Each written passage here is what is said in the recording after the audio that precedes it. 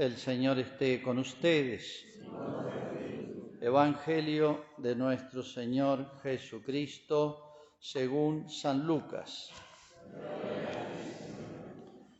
Dios dirigió su palabra a Juan Bautista, el hijo de Zacarías, que estaba en el desierto. Este comenzó a recorrer toda la región del río Jordán, anunciando un bautismo de conversión para el perdón de los pecados. La gente le preguntaba: ¿qué debemos hacer entonces? Él les respondía: el que tenga 2 túnicas, dé una al que no tiene, y el que tenga que comer, haga otro tanto. Algunos publicanos vinieron también a hacerse bautizar y le preguntaron: Maestro, ¿qué debemos hacer? Él les respondió: no exijan más de lo estipulado. A su vez, unos soldados le preguntaron: ¿y nosotros qué debemos hacer? Y Juan les respondió: no extorsionen a nadie, no hagan falsas denuncias y conténtense con su sueldo. Como el pueblo estaba a la expectativa y todos se preguntaban si Juan no sería el Mesías, él tomó la palabra y les dijo a todos: yo los bautizo con agua, pero viene uno que es más poderoso que yo, y yo ni siquiera soy digno de desatar la correa de sus sandalias. Él los bautizará en el Espíritu Santo y en el fuego. Tiene en su mano la horquilla para limpiar su era y recoger el trigo en su granero, pero consumirá la paja en el fuego inextinguible. Y por medio de muchas otras exhortaciones anunciaba al pueblo la buena noticia. Palabra del Señor.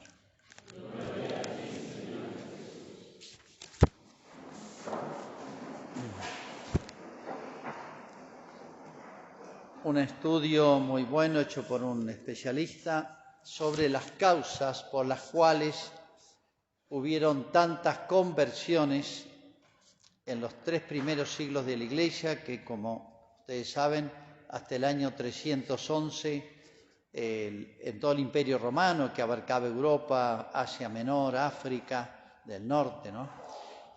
En toda esa zona, por ley, era perseguido el cristianismo, tenía pena de muerte. Aún en esa perspectiva, el cristianismo creció con una fuerza extraordinaria.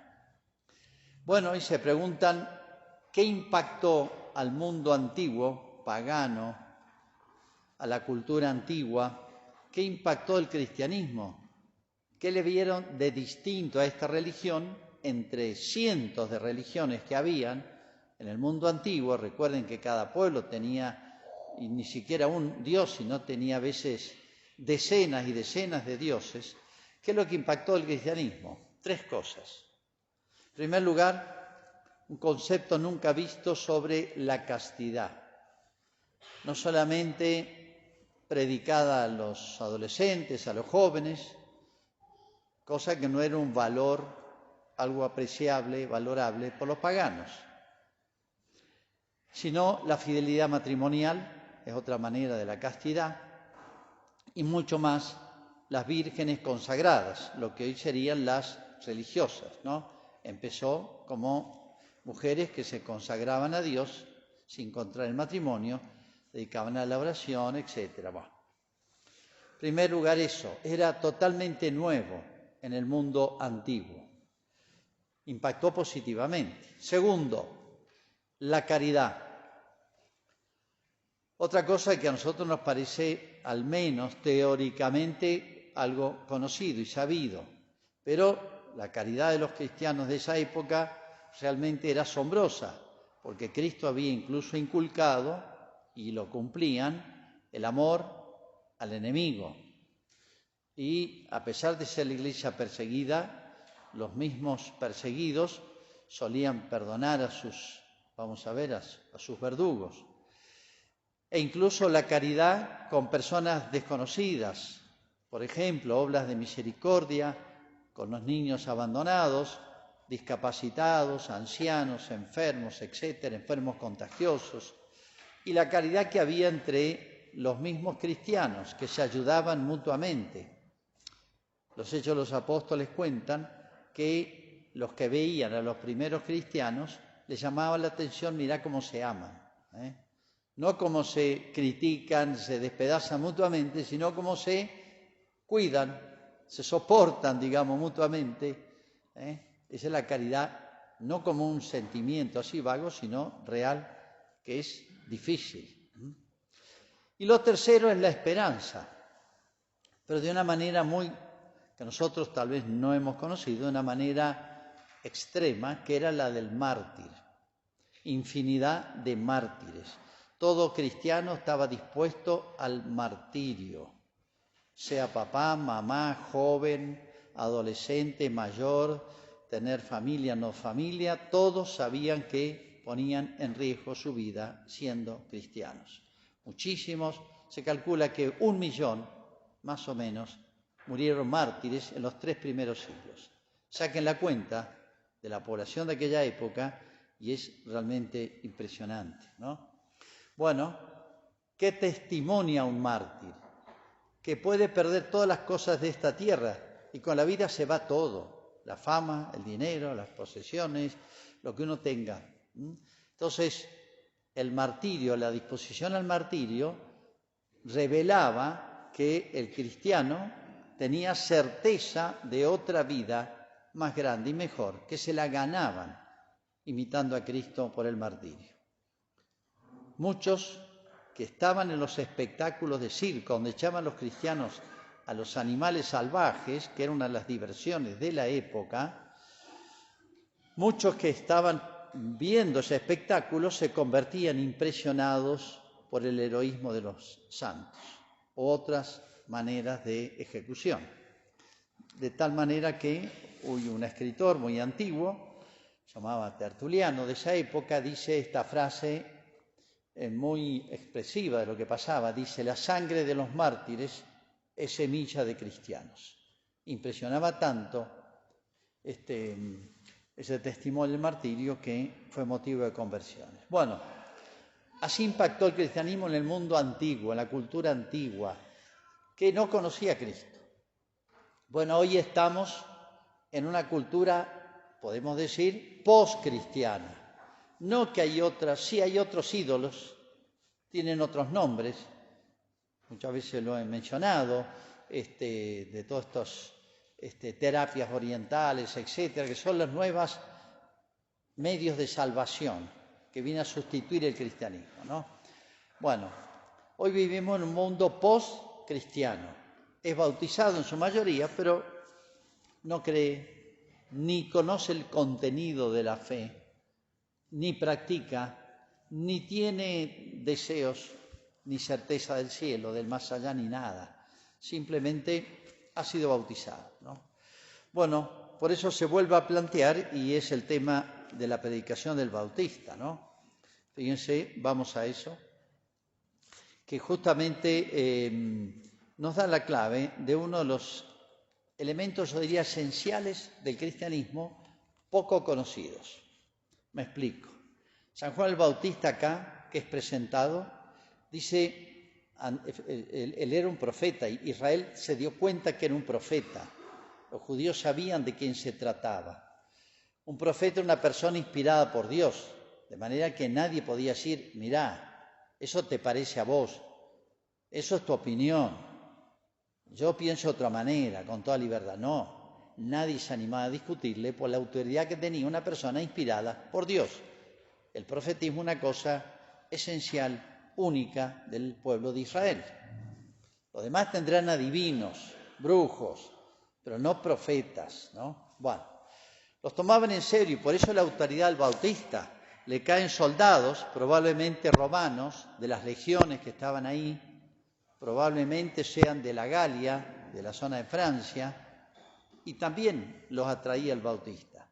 Y los que se presentan ahí, dice, publicanos, eran las personas que tenían, por así decirlo, un trabajo, casi una empresa. Estaba tercerizado, como saben, el cobro de los impuestos, así que eran personas de buena situación económica, Y fíjense, le preguntan al Bautista qué tenemos que hacer nosotros, qué autoridad que tenía. Esto después le van a discutir mano a Jesús.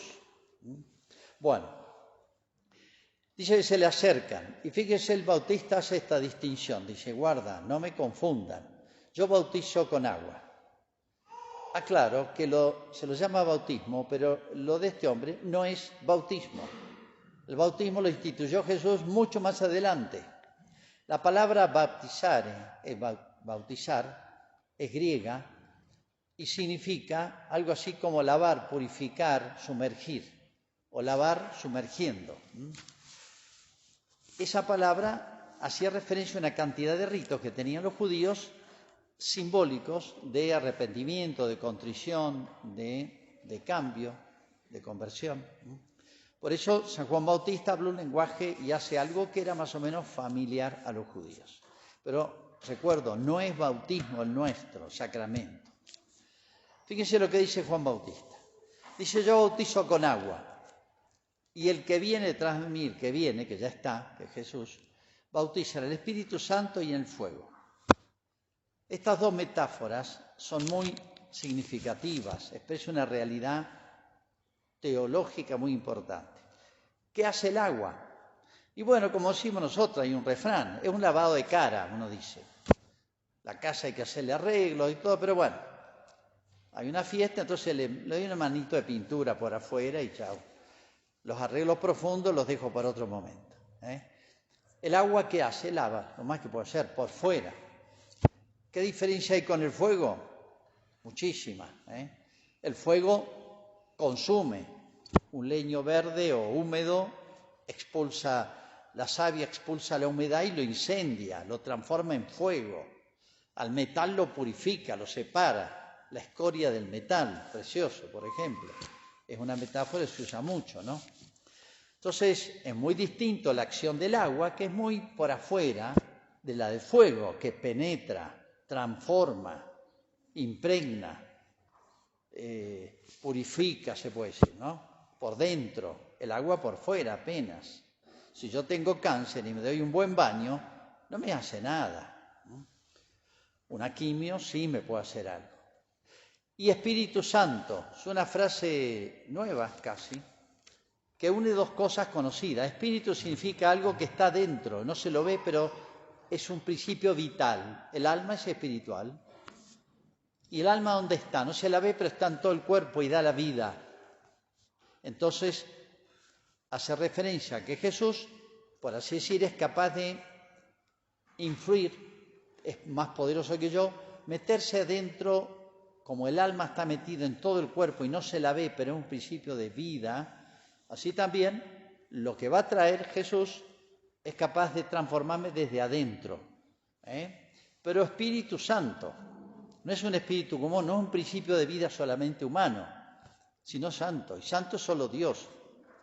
Dicho en otras palabras, que calculo que el Bautista la ha tenido que explicar, lo que va a traer este nuevo, el Mesías, es justamente no solamente impregnarme, llegar a lo más profundo del alma, del corazón, como se dice, sino no solo transformarme, sino deificarme, divinizarme en cierto sentido. Es lo que se va a llamar la gracia.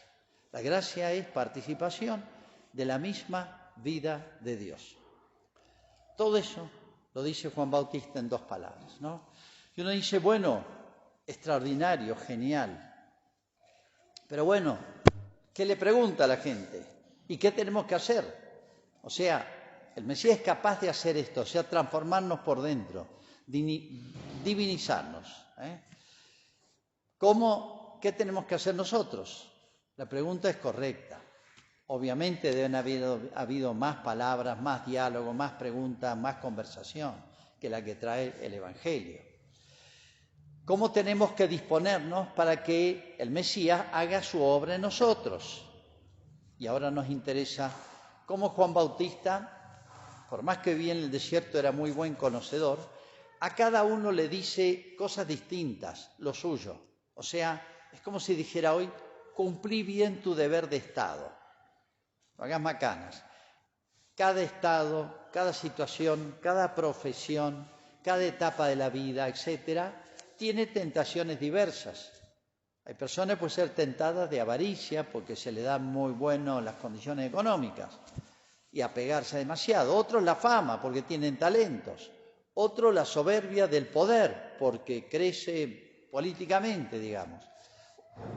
Hay distintas tentaciones según las etapas de la vida, de las situaciones. Se llama deber de Estado. Fíjense cómo acá a los dos les da consejos distintos y sabios, ¿no? Bueno, pero lo importante es esto.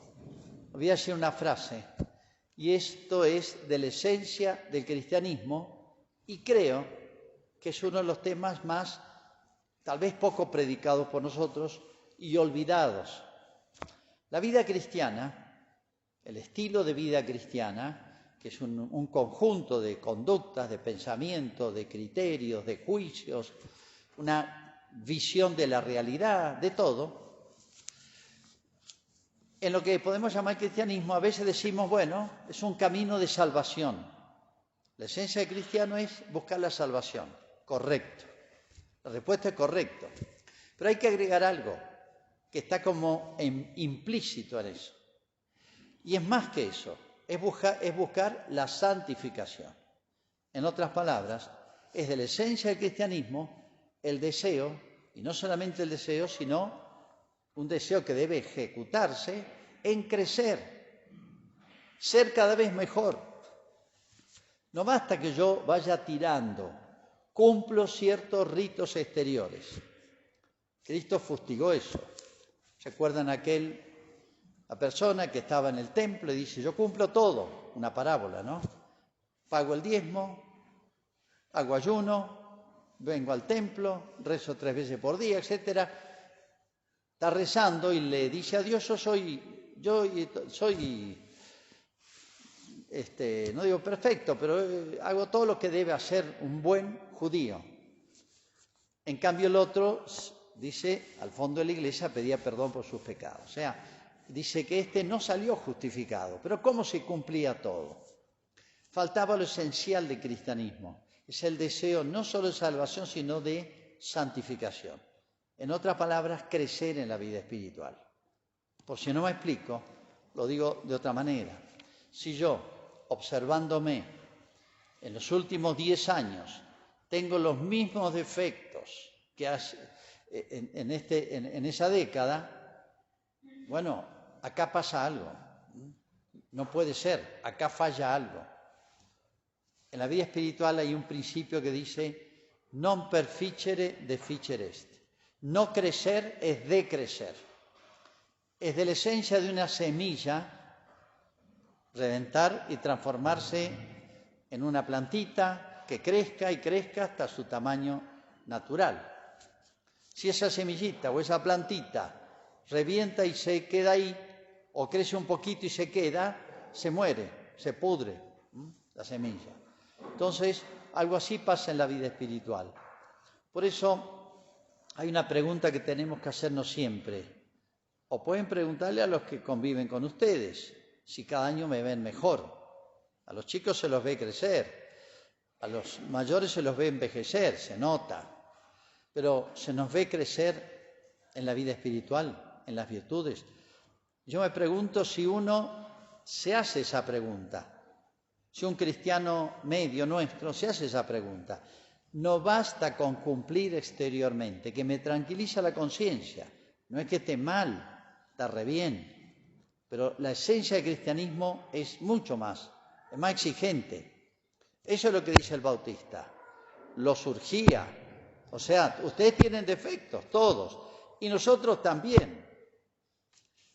No los conocemos. Diría que el 90 y pico % de nuestros defectos no los conocemos nosotros. No nos damos cuenta que los tenemos. Tal vez ni los que conviven con nosotros, pero si viéramos lo que Dios ve en nosotros, realmente nos asustaríamos. No estamos preparados para el cielo. Es tan grande Dios, tan grande el cielo, que supone una gran disposición del alma. Se llama la santidad. Solo los santos pasan derecho. Nosotros pasaremos por el purgatorio, que es una dura purificación. Penitencia, porque corregir defectos cuesta, por eso le escapamos. por eso trampeamos. No digo nada nuevo, ni Juan Bautista tampoco. Primer mandamiento que da Moisés, Dios a través de Moisés dice: amarás al Señor con todo el corazón, todo el alma, toda la mente, todas las fuerzas. 4, todos. O sea, para Dios no basta darle un poquito de tiempo en la semana, unos minutos antes de dormirme de una oración, una lecturita, y eso nos tranquiliza la conciencia, pero no nos quedemos tan tranquilos. Para despertar un poquito la intranquilidad, fíjense, Juan Bautista dice: ojo, ustedes se ponen contentos porque está Jesús acá, el Mesías. A los judíos les fascinaba, esperaban otro Mesías, pero bueno, les fascinaba que el Mesías ya estuviera. Oh, por supuesto. Pero fíjense, una figura de Cristo que nunca le he visto en ninguna pintura yo, y me extraño. He visto pinturas de Cristo víctima en la cruz, Cristo sacerdote, Cristo rey, Cristo maestro, Cristo en muchas cosas. Pero nunca he visto un Cristo con una horquilla. Y Juan Bautista dice: ya está el Mesías, y tiene la horquilla en la mano. ¿Por qué? Bueno, ustedes creo que, al menos si no lo han visto, han oído hablar cómo se hacía la cosecha de trigo, cebada, centeno antes.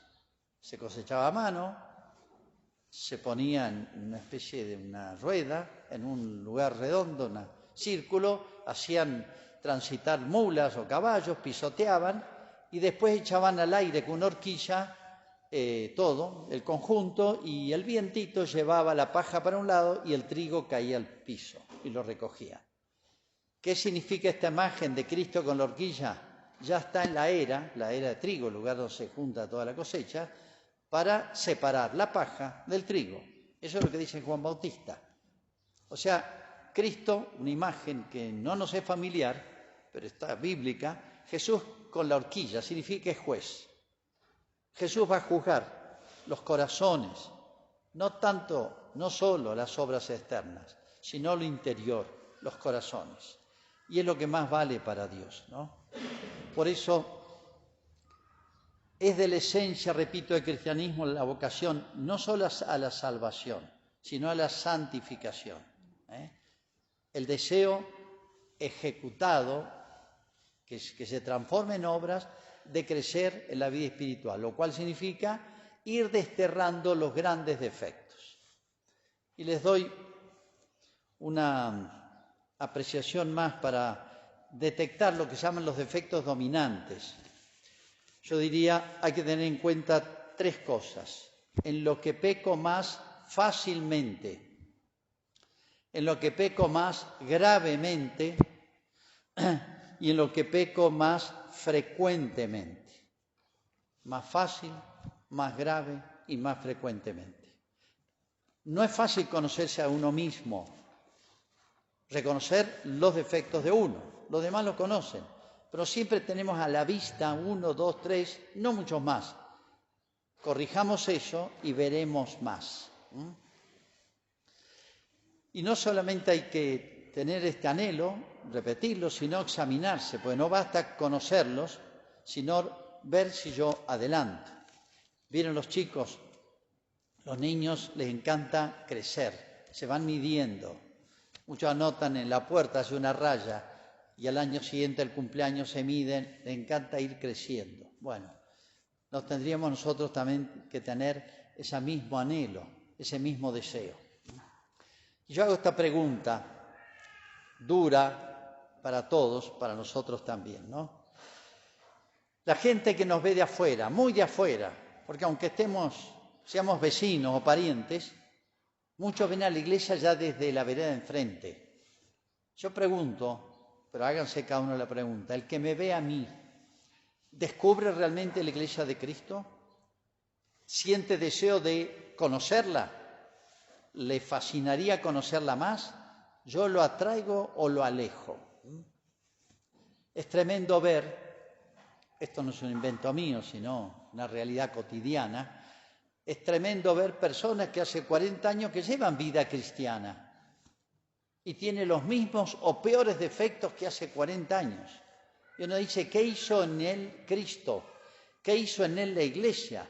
Miren la fuerza que tiene de santificación y transformación Jesucristo. Poco o nada. ¿Quién tiene la culpa? Y nosotros.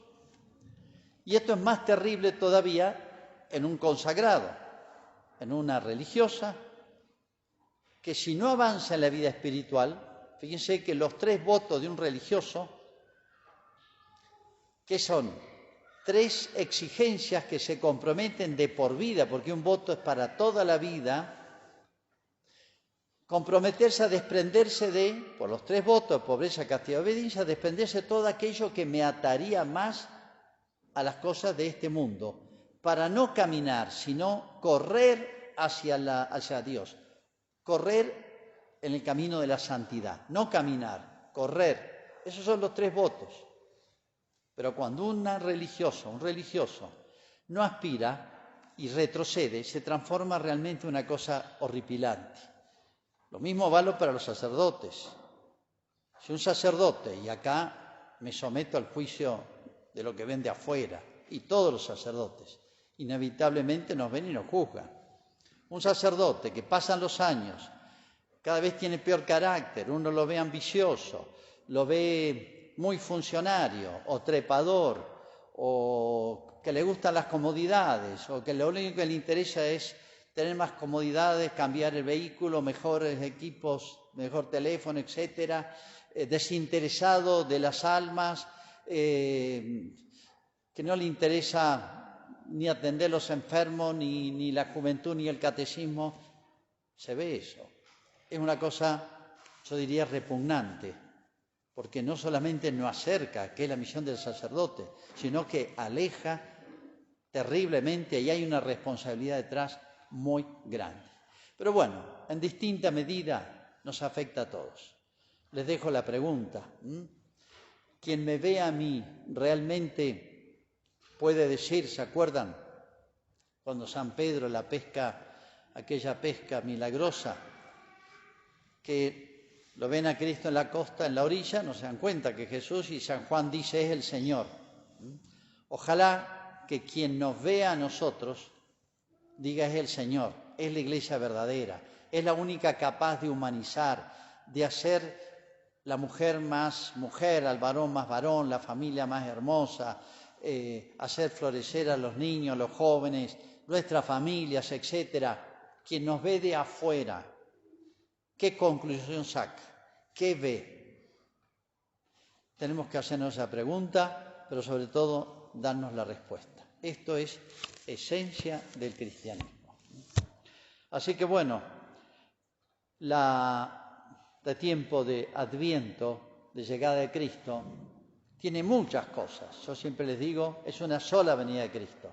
Qué hermoso Jesús niño, despierta compasión, pero atenti, que también viene a exigirnos, es juez, está juzgando cada hora, cada día, cada actitud nuestra, ya está juzgada, buena, mala, y lo hace Cristo que no se equivoca, pero también que nos alegre este que viene, que tiene capaz, como el fuego o el Espíritu Santo, que tiene capaz para todos, no hay nadie irredimible, de transformarnos y mucho más, de santificarnos, de deificarnos, de elevarnos hasta una altura, se puede decir, inconmensurable. Que no nos abandonemos y que tengamos siempre ese deseo de santidad.